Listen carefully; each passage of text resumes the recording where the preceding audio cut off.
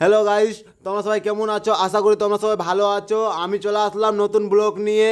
আমার নারায়ণপুর গ্রামে যেখানে আমি থাকি সেখানে রয়েছে দ্য হোমল্যান্ড স্কুল, ঠিক তার অপোজিট সাইডে রয়েছে গোল্ডেন পার্ক, যেটা 5 স্টার হোটেল নাম করা। গুগলে সার্চ করে দেখে নিবা তোমরা। আমি অত ভালো করে দেখাতে পারলাম না তোমাদের, সরি। তার ঠিক বাম সাইডে রয়েছে মারুতি সুজুকি শোরুম, যেখানে গাড়ি পাওয়া যায়। নারায়ণপুরে রয়েছে মারুতি সুজুকি শোরুমটি। তার ঠিক অপোজিট সাইডে রয়েছে হোটেল পথের সাথী। আমরা যেতে যেতে যাই দেখছি রাস্তার কাজ চলছে, তো আমাদেরকে দাদাগুলো জিজ্ঞাসা করছে আমাদের ভিডিও বানাও না প্লিজ, আমাদের লজ্জা লাগে। তো আমরা তাও যেমন তেমন বানিয়ে বাস বার হয়ে গেলাম ওটা দিয়ে। এবার তোমাদেরকে দেখাচ্ছি আমাদের এখানে ইংলিশ মিডিয়াম স্কুল রয়েছে, যেখানে বাচ্চাদের ভালো সুস্থ স্বাস্থ্য করে পড়ানো হয়।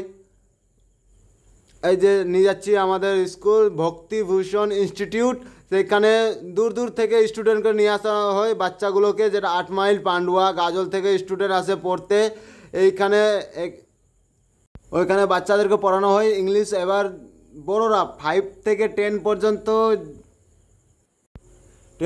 পড়ানো হয়, সেখানে তোমাদেরকে নিয়ে যাচ্ছি। গভর্নমেন্ট মডেল স্কুল নাম করা স্কুল আছে 8 মাইল পান্ডুয়া গাজল, আরও বিভিন্ন জায়গা থেকে আসে পড়তে এই স্কুলে।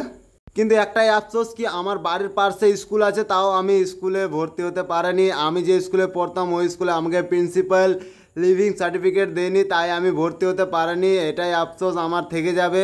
আমার বাড়ির পাশে ইংলিশ মিডিয়াম স্কুল থাকতে আমি পড়তে পারিনি, আমার বন্ধুরা পড়তে পেরেছিল, আমাকে লিভিং সার্টিফিকেট দেওয়া হয়নি, তাই জন্য আমি স্কুলে ভর্তি হতে পারিনি। খুব আফসোস হয়েছে। আমার বন্ধুরা ভর্তি হয়ে পেরেছিল, আমি কমেন্ট করে জানাবা স্কুলে কারা কারা পড়ো এবং ইংলিশ ভালো হয়ে থাকলে please subscribe my YouTube channel.